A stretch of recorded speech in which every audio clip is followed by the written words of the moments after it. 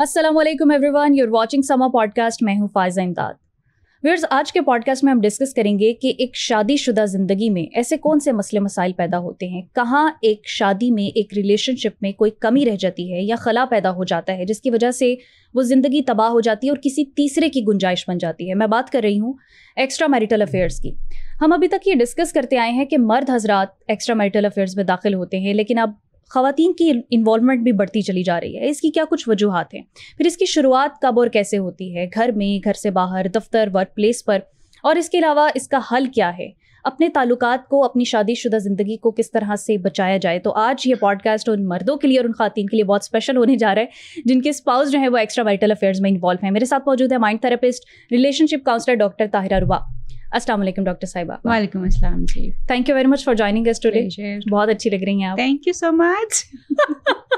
ये दूसरों को मशवरे देती हैं और आप खुद तरोताज़ा रहती हैं, ऐसा ही है? ज़रूरत है। अगर मैं खुद तरोताज़ा नहीं रहेंगी, डॉक्टर की बात पे कोई यकीन नहीं करेगा। आपके जो क्लाइंट्स आते हैं वो तो नहीं आप पे लाइनें मारते? नहीं, असल में हमारा जो है बाउंड्रीज बड़ी क्लियर होती हैं। और यूजुअली खैर मुझे तो देख के लोगों को ये लगता है कि मैं तो बहुत एरोगेंट और बदतमीज़ किस्म की खातून हूँ, जो कि मैं बिल्कुल भी नहीं हूँ। जो लोग मुझे करीब से जानते हैं उनको ये बात पता है। तो वो लोगों की, क्योंकि एक आपका इमेज बिल्ड हुआ होता है ना, तो उसके ऊपर लोग दे डोंट डेयर कि वो अपनी लाइन को क्रॉस करें। मुद्दे की बात यही है कि बाउंड्रीज क्लियर होनी चाहिए। हाँ, बाउंड्रीज। लेकिन आपके हस्बैंड तो खुश होंगे ना आपसे? Very happy. कि वो भी कहते हैं आपसे कि रुबा, आप दूसरों को तो मशवरे देती हैं, आप अपनी शादी पे भी थोड़ा ध्यान करें? नहीं, ऐसा कुछ नहीं होता। ऐसे कभी नौबत नहीं है? नहीं, never. He keeps me motivated. और वो थोड़ा सा ये ज़रूर रहता है कि मतलब मेरे काम के हवाले से भी, पर्सनल ग्रूमिंग के हवाले से भी, विच आई लाइक वेरी मच। मुझे लगता है कि नहीं, ये बहुत, हस्बैंड और वाइफ जब एक दूसरे के लिए एक दूसरे को एक चेक देते रहते हैं ना, तो वो रिलेशनशिप भी तरोताज़ा रहता है और आप भी अपने आप को मेंटेन करने के ऊपर रहते हैं कि आपने करना है, वरना एक्स्ट्रा मैरिटल रिलेशनशिप्स की तरफ चला जाता है बंदा। तो वाकई लगता है कि आप कोई मौका नहीं देती होंगी। आपके हस्बैंड ने कभी मौका दिया? नेवर, ऐसा कभी नहीं हुआ। और कभी ऐसी शिकायत भी नहीं हुई कि कभी होता है ना कि आपको एक शिकायत ही हो कि जी ये क्या है, तो वो भी नहीं हुआ कभी। ज़बरदस्त, माशाल्लाह। चले, आपका तो शादीशुदा ज़िंदगी अच्छी गुजर ही रही है, लेकिन डॉक्टर साहिबा, हम माशरे के बहुत सारे ऐसे लोगों की बात करेंगे कि जिनकी शादी अच्छी नहीं है, टॉक्सिक रिलेशनशिप है, और फिर वो एक्स्ट्रा मैरिटल अफेयर्स का रुख करते हैं। इसकी इब्तिदा होती कैसे है? क्या कोई फ्रेंडली टॉक, कोई हेल्प, या वर्क प्लेस पर कोई छेड़ाछाड़ी, कोई ऐसी बात हो जाती है? इसकी शुरुआत बेसिक क्या है? इसकी बड़ा इम्पोर्टेंट टॉपिक आपने छेड़ा है, और आपको पता है कि ये टॉपिक जो है ना, मेरा तो काम है ये, लेकिन उसके साथ साथ इस पे बात करना बड़ा ज़रूरी है। और ये बात मैं और मेरे हस्बैंड भी अक्सर हम डिस्कस कर रहे होते हैं कि बेसिकली चीज़ों को जो है ना, आपको इवेलुएट जो है वो करते रहना चाहिए, और आपको एक दूसरे के साथ डिस्कशन आपकी ओपन होनी चाहिए। तो अक्सर जो है वो मतलब मैं ये समझती हूँ कि शादीशुदा रिलेशनशिप एक ऐसा रिलेशनशिप जो सबसे ज़्यादा चलता है। हाँ। आपका स्पाउस आपकी ज़िंदगी में सबसे लंबा चलता है। मतलब 25, 30, 40, 45, इवन 60 साल भी आपके साथ रहता है। मुझे तो लगता है अब ये पुराने वक्तों की बातें हो गई हैं, अब नहीं हो रहा है ऐसा। नहीं, अभी भी जिन लोगों के रिलेशनशिप्स बहुत अच्छे हैं, उनको 25-30 साल तो बड़े आराम से गुजर जाते हैं एक दूसरे के साथ, जिनके रिलेशनशिप्स अच्छे हैं। ऑफकोर्स जिन लोगों के रिलेशनशिप्स अच्छे नहीं हैं, वो तो फिर 5 साल, 2 साल, 1 साल और 1 महीना भी नहीं साथ में चल पाते। लेकिन मैं ये समझती ये हूँ कि जो शादी है, इसके पर्पज़ को आपको अंडरस्टैंड करने की ज़रूरत है कि why you are getting married. आप जब हम बात करते हैं कि एक्स्ट्रा मैरिटल रिलेशनशिप्स हो क्यों जाते हैं, उसकी बहुत सारी वजूहात हमें नज़र आती हैं, मगर वो पर्पस सबसे अहम है जिसकी वजह से आपने शादी एक दूसरे से की है। हाँ। अगर आपका वो पर्पस आप दोनों को क्लियर नहीं है और आपने शादी फॉर द सेक ऑफ शादी कर ली है कि शादी कर दी है जी, घर वालों ने कह दिया, सोशल प्रेशर है, वो आपकी कोई मर्जी शामिल नहीं है, एग्जैक्टली, वो या आप एक दूसरे को अंडरस्टैंड नहीं कर सके, कॉम्प्रोमाइज नहीं कर सके, कोई भी वजह हो सकती है, कुछ भी हो सकता है।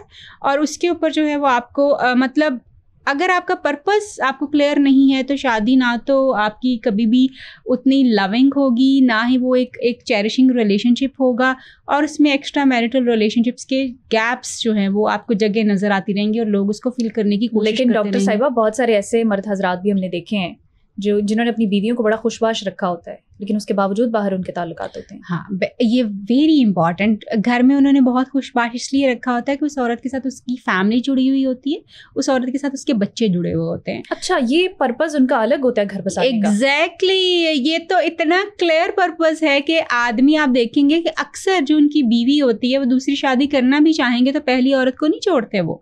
वाई? क्योंकि वो उनकी फैमिली के साथ जुड़ी हुई है, अब वो उनके बच्चों के साथ जुड़ी हुई है, वो दूसरी शादी करने में इंटरेस्टेड जरूर होंगे, एक्स्ट्रा मैरिटल रिलेशनशिप्स में जाने के लिए जरूर इंटरेस्टेड होते हैं। आदमी अपनी पहली औरत को, अपनी पहली वाइफ को छोड़ने में इंटरेस्टेड नहीं होता। मैं कहीं पे पढ़ भी रही थी तो उसमें यही था कि आदमी की जो प्राइम है ना इम्पोर्टेंस, नीड, वो यही है नस्ल बढ़ाना।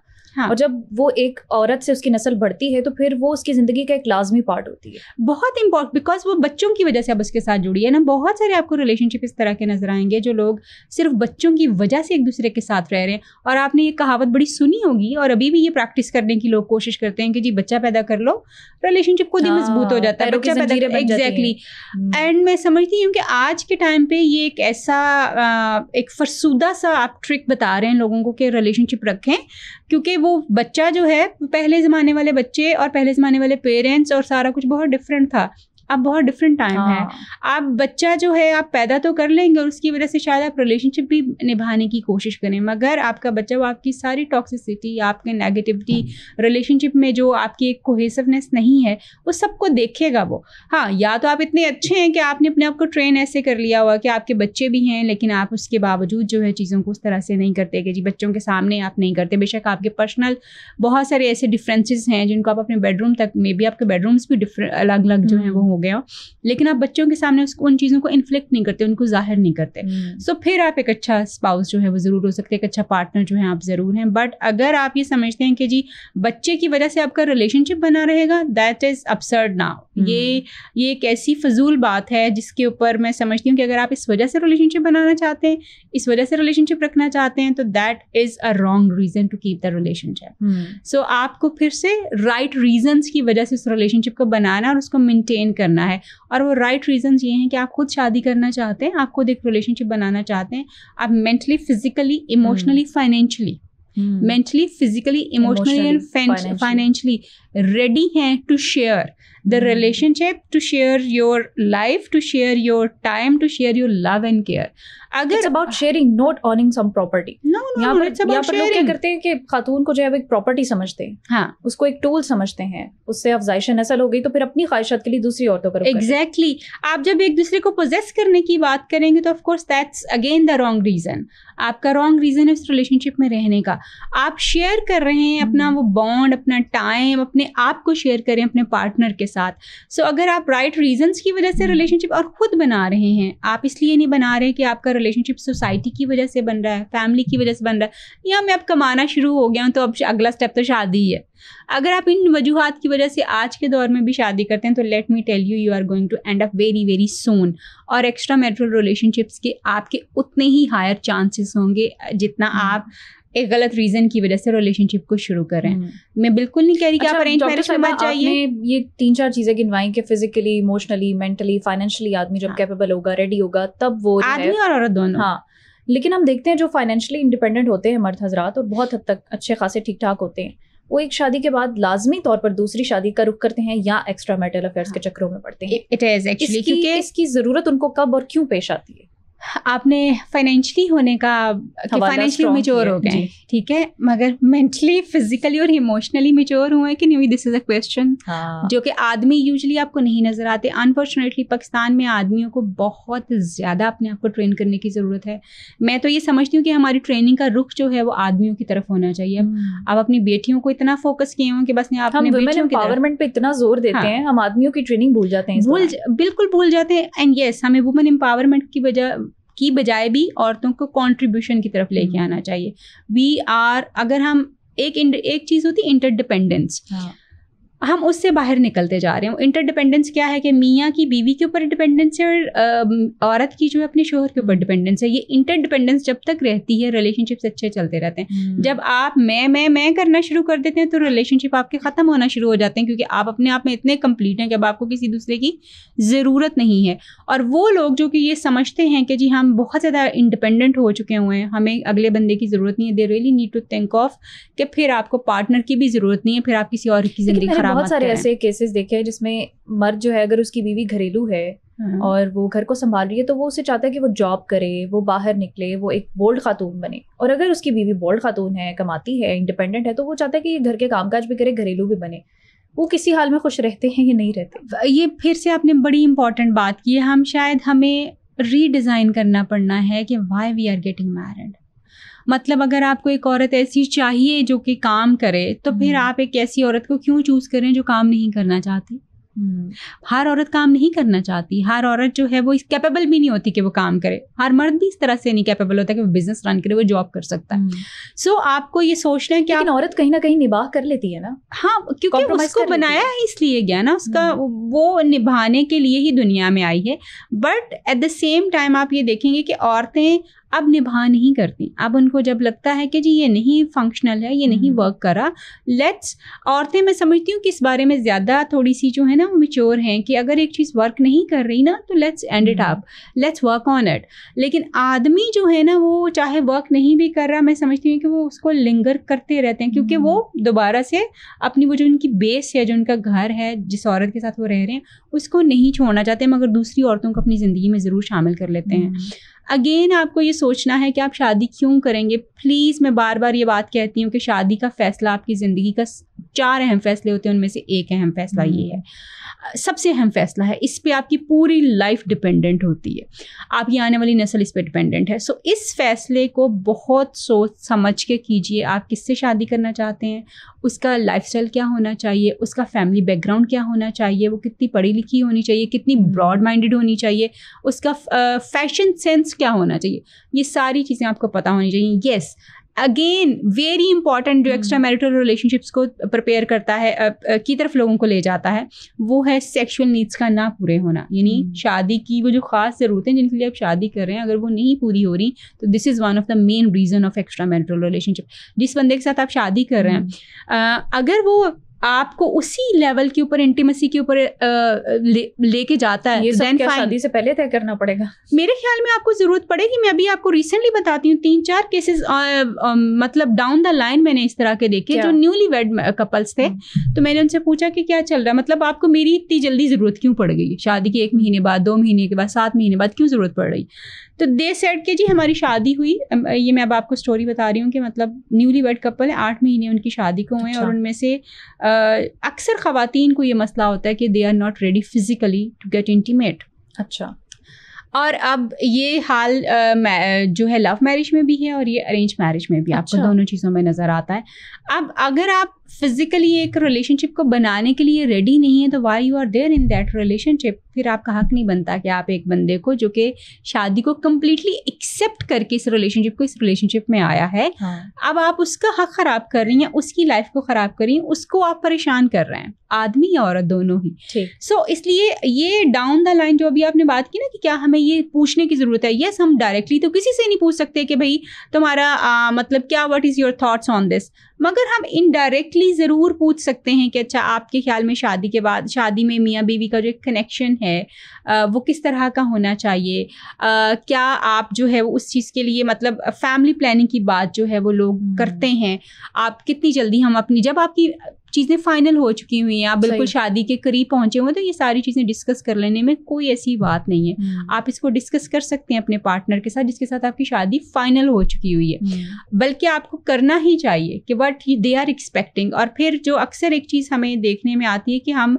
अपनी फैमिली के बारे में एडवाइजेस जो हैं वेडिंग नाइट पे दे रहे होते हैं लोगों को, अपने पार्टनर को। सो इट्स बेटर कि आप उसको पहले दे लें, जो भी आपकी फैमिली की चीज़ें हैं आप उसको पहले कर लीजिए। ये जो इस वक्त के यंग कपल्स हैं, मैं जेनजीज की बात कर रही हूँ इस वक्त खास तौर पे, मिलेनियंस तो बेचारे अब गुजर गए हैं, उनके तो अब दूसरी शादियां शुरू हो चुकी हैं क्योंकि उनकी पहली शादी काम नहीं की। मिलेनियंस जेनजीज आर द वन जो कि अब शादी के ताल्लुक में बंध रहे हैं, मगर जेनजीज जो हैं वो अगेन इसी चीज़ को जो है वो फेस कर रहे हैं कि दे आर नॉट क्लियर कि वो why they are getting married.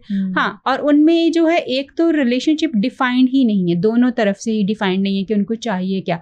लड़की को लगता है कि मुझे तो ये ज़रूरत नहीं है कि फ़िज़िकल रिलेशनशिप बने, और लड़के को लगता है कि फ़िज़िकल रिलेशनशिप जो है वो होना चाहिए। और सम टाइम्स जो है वो ऐसा भी है कि दोनों को ही लग रहा हो कि फ़िज़िकल रिलेशनशिप की तो ज़रूरत नहीं है। अगर दोनों को ही लग रहा है, क्लियर नहीं है, वो तो वैसे खुला के बात कर रहे हैं। हाँ, but this is not happening. ये भी हमारा एक बहुत जो है वो एक मिथ इस बारे में बना हो कि शायद जेंजीज जो हैं they are on the same page और वो शायद एक दूसरे से बड़ा, यस वो खुला के बात ज़रूर करते हैं, बट नॉट एवरीबडी।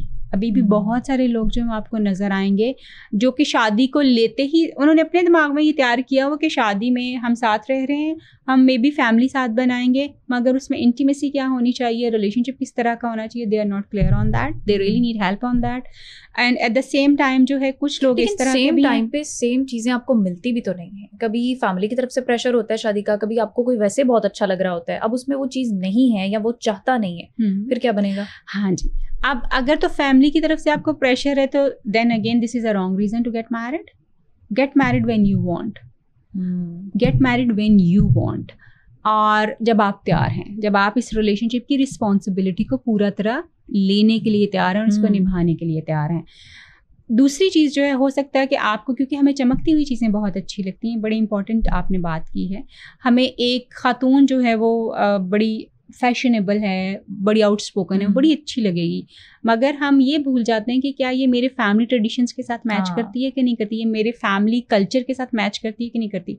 उस वक्त हमें वो अट्रैक्ट कर रही होती। उन रिलेशनशिप्स में आपको नजर आएगा कि बहुत ज़्यादा कॉम्प्लिकेशंस होंगी, और फिर ये चीज़ आपको एक्स्ट्रा मैरिटल रिलेशनशिप की तरफ ले जाएगी, एंड देन लड़ाइयाँ झगड़े बहुत कुछ होगा क्योंकि अब आप मिसमैच हैं, डिससेटिस्फेक्शन आपके ऊपर जा रही है, तो फिर आप लड़की किसी और तरफ जाएगी, लड़का चले अरेंज मैरिज में तो समझ आया कि पर्टिकुलर नीड्स की वजह से या कोई इमोशनल वैक्यूम पैदा हो गया तो इस वजह से जो है वो इन अफेयर्स की तरफ आता है मर्द या औरत। मोहब्बत की शादी में क्या वजह बनती है कि लोग एक्स्ट्रा मैरिटल अफेयर्स में दाखिल होते हैं? Very good. मोहब्बत की शादी में भी आपको लोग नज़र आएंगे कि वो एक्स्ट्रा मैरिटल रिलेशनशिप्स की तरफ जाना शुरू हो जाते हैं। वाई? क्योंकि पहले से ये चीज़ें क्लियर नहीं की हुई, हम एक फैंसी वर्ल्ड में ही रहने के आदी हैं। जब आप साथ रहना शुरू होते हैं एक दूसरे के, तो एक ब्रेक थ्रू आपका वहाँ पे होता है कि वो बंदा जिसको आप बड़े अरसे से ये समझ रहे थे कि इसके साथ तो आपकी बड़ी मोहब्बत है, बड़ी चीज़ें हैं, अब जब आपके साथ वो रहेगा तो टावल भी फेंकेगा और आपको अगर वो पसंद नहीं तो आपको बॉदर करेगा, अगर वो अपना ग्लास नहीं उठाएगा और अगर वो आपको पसंद नहीं तो आपको बॉदर करेगा, मोजे शूज़ उधर पड़े होंगे वो आपको बॉदर करेगा। इसी तरह से एक औरत जो है वो अगर चीज़ों को पहले तो बड़ी बंद सवर के आपके साथ जाती थी डिनर्स के ऊपर, लेकिन अब she has taken it very casual, तो वो अब आपको उस तरह से ना तो अपना मोहब्बत का इजहार कर रही है, ना ही चीज़ों को उस तरह से लेके जा रही है, तो आप आहिस्ता आहिस्ता कम्युनिकेशन में एक दूसरे से पीछे चले जाएंगे। एक और केस मुझे अभी याद आ रहा है, 3-4 दिन पहले एक न्यूली एक महीने का कपल जो था ना, वो आदमी जो था वो आया, तो आई एस कि अच्छा आपकी शादी को कितना अर्सा हुआ था? उसने कहा 1 महीना हो गया। तो मैंने कहा why you just need me? तो कहता हम अपना फिजिकल रिलेशनशिप जो है वो नहीं बना पा रहे। अच्छा, मैंने पूछा उसकी क्या रीज़न? इज़ इट लाइक कि आपको अपनी वाइफ की तरफ अट्रैक्शन नहीं हो रही या आपको डिज़ायर नहीं हो रहा, क्या नहीं हो रहा एक्चुअली? तो ही सेड कि बेसिकली मैं whenever I touch my wife she refuses me. अच्छा, मेरे हाथ को झटक देती है और उसको ये लगता है कि जी this is not the only thing in the marriage. अच्छा, ये लोगों को लगता है this is not, let me tell you through this platform, this is the only thing which makes a marriage. This is the only thing which makes a marriage. तब तक इंसान को शादी में दाखिल नहीं होना चाहिए जब तक उसके लिए प्रिपेयर नहीं हो। Exactly. और then again वही चारों एलिमेंट्स जो हमने पहले किए हैं, emotionally, physically, mentally and financially. Exactly. वो नहीं तैयार आप ना हो, आपका हक ही नहीं बनता। अच्छा, मैंने पूछा कि कम्युनिकेशन होती है? ही सेड कि नहीं, कम्युनिकेशन भी बस इतनी होती है कि हेलो हाय हो जाती है एंड दैट इज। अच्छा, हाँ जी, क्योंकि हम दोनों पढ़े लिखे हैं बहुत ज़्यादा, हम दोनों बहुत ज़्यादा पढ़े लिखे हैं और हमारी यही कम्युनिकेशन है। अच्छा, फिर मैंने उसको कहा कि आप दोनों कोई खाना इकट्ठे करते हो, कोई एक ऐसी चीज़ जो आपने रखा हो कि यार ये, कहता मैं जितना भी इनिशिएट करता हूँ मुझे डर लगता है ये आगे से मुझे रिजेक्ट कर देगी। अच्छा, हमारी बहुत सारी पढ़ी लिखी उनकी पसंद की शादी नहीं थी? नो, अरेंज्ड मैरिज है। अच्छा। हमारी बहुत सारी खवातीन जो कि बहुत पढ़ लिख गई हैं, अब उनकी बॉडी ऑरा जो है उसमें थोड़ी सी मैस्कुलिन ट्रेट्स ज़्यादा आ गए हैं, और मैस्कुलिन ट्रेट्स ज़्यादा होने की वजह से दे आर लाइक इनसे बात बहुत बड़ी वजह है कि लोग एक्स्ट्रा मैरिटल अफेयर्स में उनके साथ जो है वो कनेक्शन नहीं आपका बन पाता। हर वो औरत जो जितनी मर्जी स्ट्रांग हो जाए, वो जो उसकी फेमिनिन साइड है ना, औरत होना जो है, इट शुड बी इंटैक्टेड, ये हमेशा रहना चाहिए, क्योंकि आपकी खूबसूरती है आपकी औरत होने की वजह से। औरतों की आपने अभी बात की कि वो जो एक फेमिनिटी है उनकी, जो एक फेमिनिज्म है उनका, वो कहीं ना कहीं जो है वो खत्म हो गया है, जिसकी वजह से वो अब वो रिलेशनशिप्स को लेकर नहीं चल पाती। एंड देन अगेन होता क्या है कि जो आदमी है ना, उसमें थोड़ा सा, ये पिछले दिनों ये भी हमारी एक डिस्कशन चल रही थी कि आदमी जो आज का है उसमें थोड़ी फेमिनिटी ज्यादा आ गई हुई है। अच्छा, अब फेमिनिटी ज्यादा जब आ गई है उसमें, तो अब मसला ये हो गया है कि वो खुद भी उतना ही उस तरह से कावर्ड, थोड़ा सा बात ना करने वाला, थोड़ा सा पीछे रहने वाली चीजें, करिश ना करने वाली चीजें जो उसके अंदर जो है वो हैं। एंड देन अगेन, और एक इसका ज्यादा होने का ये नुकसान भी है कि टॉक्सिक रिलेशनशिप्स भी औरतें निभा जाती हैं। एग्जैक्टली, टॉक्सिक रिलेशनशिप्स भी निभा जाती हैं। जब मर्दों का फेमिनिन होना थोड़ा सा इट्स रियली गुड, लेकिन अगर ये बैलेंस्ड है, अगर ये बैलेंस उनकी मैस्कुलिनिटी के साथ अगर ये बैलेंस्ड है, तो दिस इज रियली, मैं कहती हूँ वो आदमी वाओ आदमी होते हैं। अच्छा। जिनके अंदर मैस्कुलिनिटी होती है एंड दे आर वल्नरेबल, कि जी उनको आप, उनके साथ आप टेंडर चीज़ों को भी डिस्कस कर सकते हैं, उसके उनके वो अपने इमोशनल एक्सप्रेशंस भी आपको दे सकते हैं। आज की जनरेशन जो है, जो आदमी है, उनमें फेमिनिटी ज़्यादा हमें नज़र आती है, फेमिनिन ज़्यादा थोड़े से ट्रेड्स हैं, but at the same time जो है वो मैस्कुलिनिटी जिस तरह से होनी चाहिए, that is going down. अच्छा, हमारी सोसाइटी में एक औरत की वजह से दूसरी औरत हमेशा सफ़र होती है, और फिर अब जब हम बात करें एक्स्ट्रा मैरिटल अफेयर्स में, तो पीछे कहीं ना कहीं एक औरत का ही किरदार होता है, हाथ होता है। I don't think so. I don't think so. No, not at all. And we should stop saying this कि किसी औरत का हाथ होता है. We should stop saying this कि दूसरी औरत जो है वो आके आपके घर को बर्बाद करती है. अगर आदमी दूसरी औरत के साथ इन्वॉल्व नहीं होगा, उसके साथ ताल्लुकात में नहीं होगा, तो फिर पिछली औरत क्यों कर सफ़र ना होगी? आदमी का कसूर है, औरत का कसूर नहीं है। जब कोई आदमी सेकंड मैरिज के लिए, रिलेशनशिप के लिए जाता है, आपके ख्याल में आदमी सच बताता है कि उसके घर में क्या चल रहा है? बहुत सारे ऐसे आदमी आपको नजर आते हैं जिनके अपनी वाइफ्स के साथ बड़े अच्छे रिलेशनशिप होते हैं, but they are going for the extra marital relationship. In any case तो वजह इसकी मर्द है। Yes, stop saying this thing के जी औरत का कसूर है। और वो जो औरत, पहली औरत घर बैठी हुई दूसरी औरत को कोसना शुरू करती है ना, she should ask her husband कि उसने ये क्यों किया है। उस औरत के साथ जाके उसके पूछने को कोई काम नहीं बनता, बिकॉज अगर वो इतना अच्छा रिलेशनशिप बनाती तो शायद उसका हस्बैंड उस तरफ भी नहीं जाता। पहली बात ये।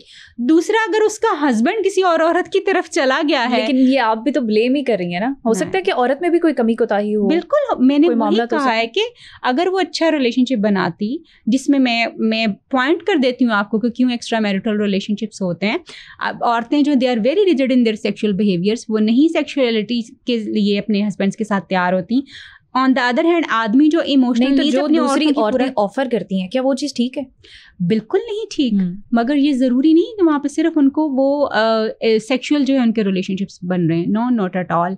सेक्सुअल रिलेशनशिप्स के अलावा बहुत रिस्पेक्ट बन रहे हैं, लेकिन वो किसी ना किसी नीड की बुनियाद पे बन रहे हैं, और वो नीड आपका अनमेट है। आपके घर पे आपका वो नीड अनमेट है। वाई? क्योंकि आपकी औरत, जो घर वाली औरत है, उसको लगता है कि अब बच्चे पैदा हो गए, अब इनकी तरफ फोकस, जो गलत नहीं है। ऑफ कोर्स उसकी ड्यूटीज बहुत ज्यादा हो गई हैं। वो अपना सेल्फ केयर भूल गई हुई है। वो अपने हस्बैंड को उस तरह से अटेंड करना भूल गई है जिस तरह से एक बाहर की औरत उसको अटेंड कर रही होती है, उसको टाइम दे रही होती है। और most of the time, sorry मैं आपकी बात को दूसरी तरफ लेके जा रही हूँ, कभी भी कोई आदमी जो है वो कभी भी ट्रू पिक्चर आपको अपनी फैमिली की बताता हुआ नजर नहीं आएगा। हर आदमी जब दूसरी औरत की तरफ जाता है तो एक ऐसी पिक्चर दिखाएगा कि मैं तो रुड़ गया हूँ, मैं मर गया हूँ, मेरे ऊपर बड़े जुल्म हो रहे हैं, मेरी वाइफ जो, she is the worst woman in the on the face of the earth. And उसके साथ जो एक तो ये चीज़ दिखाएगा, दूसरी चीज़ जो है वो बहुत सारे टाइम पे ये नहीं बताते कि जी वो मैरिड है। रिलेशनशिप बन जाएगा, इन्वॉल्वमेंट हो जाएगी, सारा कुछ हो जाएगा। जब कोई दूसरी खातून जो है वो आपके साथ इन्वॉल्व हो जाती है, फिर कहीं जाके उसको पता चलता है कि जी शादी की फलाना था। अब वो दूसरी औरत जो है, मर्द हज़रात बहुत क्लियर भी रखते हैं, भाई मेरी शादी हो चुकी है, मेरी शादी में ये मसले हैं, तो भाई इसलिए मुझे ये चाहिए। और कुछ औरतें मतलब अपनी नीड्स की बुनियाद पर वो भी ऐसे आदमियों के साथ ताल्लुकात बना लेती हैं। ये जो शुगर डैडी कल्चर है, ये एग्जिस्ट तो करता है? बिल्कुल करता है, और ये बहुत कॉमन है, बहुत ज़्यादा कॉमन है। औरतें अपनी फाइनेंशियल नीड्स की वजह से, अपनी इमोशनल नीड्स की वजह से दूसरे आदमियों की तरफ या फिर जो है वो शुगर डैडी कल्चर की तरफ जो है चली जाती हैं। और ये कॉमन है, और ये कॉमन हो रहा है बहुत ज़्यादा। उसकी जो रीज़न है वो ये है कि जब आप देखते हो कि आपकी एज का जो आदमी है ना, आपकी अपनी एज का आदमी, इज़ नॉट मेंटली और इमोशनली मैच्योर। उसके अपने अभी रोने नहीं ख़त्म हो रहे हैं एक्चुअली, उसकी अपनी वो चीज़ें ही नहीं ख़त्म हो पा रही कि वो आपको उस तरह से आगे जो है वो लेके जा सके और आपको उस तरह से सपोर्ट कर सके। अब फीमेल्स जो होती हैं, जैसे हम अभी पहले बात कर रहे थे, कि आप देखोगे बहुत सारे आदमी जो हैं वो जहाँ पे आप उनको बिठा दें ना, बड़े कम आदमियों में ये मोटिवेशन होता है कि वो आगे से आगे जाने की कोशिश करते हैं। अच्छा। अक्सर आदमी जो है उसी जगह पे बैठे रहेंगे। अब औरतें जो हैं दे वांट कि आज उनकी लाइफ जो है, आज ये है, कल बेहतर होनी चाहिए, कल और बेहतर होनी चाहिए। वो पुश करती हैं बेसिकली, वो पुश करती हैं। Women are the motivation for men to make their life better actually. Ambitious होती है ज़्यादा औरतें, वो ज़्यादा उनको सहूलियत चाहिए। अच्छा, औरतें जो एक्स्ट्रा मैरिटल अफेयर्स में दाखिल होती हैं उसकी क्या वजह होती है? मर्दों की तो हमने काफ़ी डिस्कशन कर ली, औरतों की क्या वजह है? इमोशनल नीड्स का अनमेट होना, इमोशनल नीड्स का अनमेट होना, अगेन इमोशनल नीड्स का अनमेट होना। क्लिनिक पे आके बीबियाँ रो रो के चीख के ये बात कहती हैं कि इस बंदे को मुझसे बात करना नहीं आती, मैं क्या करूँ, मैं घंटों इसके साथ बैठी रहूंगी, ये मुझसे बात नहीं करता, मगर जब मैं इसको देखती हूँ अपने दोस्तों के साथ बात कर रहा है, अपने फलाने के साथ बात कर रहा है, हंस की घंटों बातें होती, मैं बैठी हुई, मेरे से बात नहीं होती। एंड अल्टीमेटली व्हाट हैपन्स कि जब औरत की इमोशनल नीड उतनी ही इंपॉर्टेंट है जितनी आदमी की सेक्सुअल नीड इंपॉर्टेंट है। अब अगर औरत की इमोशनल नीड पूरी नहीं हो रही तो वो आहिस्ता आहिस्ता अंदर से कोल्ड होती जाती है और एक दिन आता है बिल्कुल बर्फ बन जाती है। अच्छा, सिर्फ इमोशनल नीड्स की बात है क्योंकि अक्सर ओवरसीज जो हस्बैंड्स होते हैं उनकी वाइफ्स भी यहाँ पर एक्स्ट्रा मैरिटल अफेयर्स में दाखिल होती हैं। कई काफ़ी एजेड खातून होती हैं, कम उम्र लड़कों के साथ भी ताल्लुकात रखती हैं। बिल्कुल, ये इमोशनल नीड्स हैं and then of course physical needs. Primarily एक औरत जो है वो इमोशनल नीड्स की वजह से किसी दूसरे आदमी की तरफ जाती है प्राइमरीली। तो हम इन्हें शुगर मम्मीज कह सकते हैं? आप कह सकते हैं, कहने को तो कुछ भी कहा जा सकता है, but at the same time मैं ये कहूँगी कि जब आप एक बंदे को एक ऐसी जगह के ऊपर छोड़ के चले जाते हैं जहाँ पे आप उनकी फिजिकल और इमोशनल नीड्स को पूरा नहीं करेंगे, वो कुछ अरसे तक तो चीज़ों को रखेंगे, मगर अल्टीमेटली ये इसीलिए तो ये डिस्करेज किया जाता है कि आप लंबे अरसे के लिए अपनी वाइफ्स को जो अकेला मत छोड़िए और आप खुद भी अकेले मत रहें। मगर हमारे यहाँ पे आप देखें कि लोग अपने स्टेटस को बढ़ाने के लिए, और समटाइम्स औरतें ही पुश करती हैं अपने मर्दों को कि आप बाहर जाइए, बाहर कमा के लेके आए और ये वो सारा कुछ। मैंने कहा शायद बाहर जाइए रिलेशनशिप्स नहीं, मतलब कमाने के लिए वो उनको पुश कर, ऐसी भी होती है डॉक्टर साहिबा। मजहब इजाजत देता है दूसरी शादी की, औरत नहीं इजाजत देती, लेकिन कहती है कि अफेयर्स जितने मर्जी बना लो। इसकी क्या वजह है? इसकी वजह ये है कि औरत जो है ना बेसिकली वो तकसीम को बर्दाश्त नहीं कर सकती, अपने शेयरिंग नहीं कर सकती, शेयरिंग नहीं कर सकती। आप देखें कि औरत तो शेयरिंग एहसास बन के नहीं कर सकती। हाँ, अपने घर की शेयरिंग, सास और बहू की लड़ाई क्यों है? इसलिए लड़ाई नहीं है कि एक और औरत घर आई है, इसलिए लड़ाई है कि एक और औरत उसी स्टेटस के ऊपर आपके घर आई है। हाँ। उसका वही रोल होगा जो आपका रोल था।